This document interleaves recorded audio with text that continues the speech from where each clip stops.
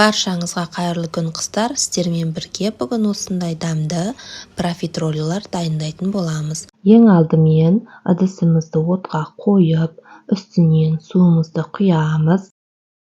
Суымыздың үстінен сүтімізді, қантымызды және сары майымызды салып, майымыз ерігенше отта араластыра отырып, ертіп алатын боламыз. Отыңыз қатты қызғаннан кейін өз қалауыңыз бойынша кішкене төмендетуіңізге болады. Себебі ұнды салған кезде қатты отта жұмыс жасау бізге қазір қиындық тудыруы мүмкін. Міне осылай май ерігенше араластырамыз. Енді үстінен електен өткен ұнымызды салып, өте мұқият түрде араластырып отырамыз. Қалдырып кетуге болмайды, себебі ұн бір-біріне жабысып қалуы мүмкін. Жақсылап осылай бір қалыпты араластырып тұрамыз. Отымды тағы кішкене түсірдім. Біз қамырдың дайын болғанын қалай білеміз? Қамырдың дайын болғанын қазір түбіне кішкене өзі бір қатпар пайда бола бастайды. Сол кезде біздің қамырымыз дайын болды деген сөз. Міне осылай видеода көрініп тұр.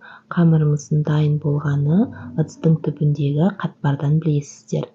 Енді қамырымызды біз басқа ыдысқа ауыстырамыз. Себебі жұмыртқаны салған кезде жұмыртқаларымыз пісіп қалуы мүмкін. Сондықтан қамырымызды ауыстырамыз.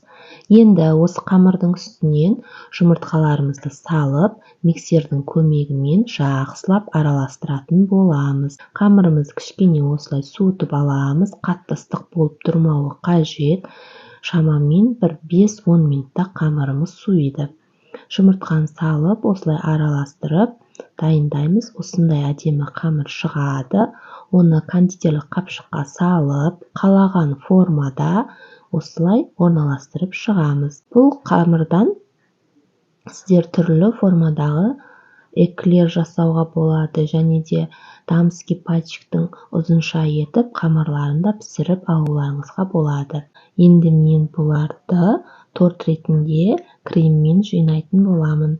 Сіздер арасына крем салып, печенье ретінде ұсынсаңыздар да болады. Өте дәмді болып шығады. Менімен бірге болғандарыңызға рахмет. Арнама тіркеліп, маған қолдау білдіріп отырыңыздар. Сау болыңыздар.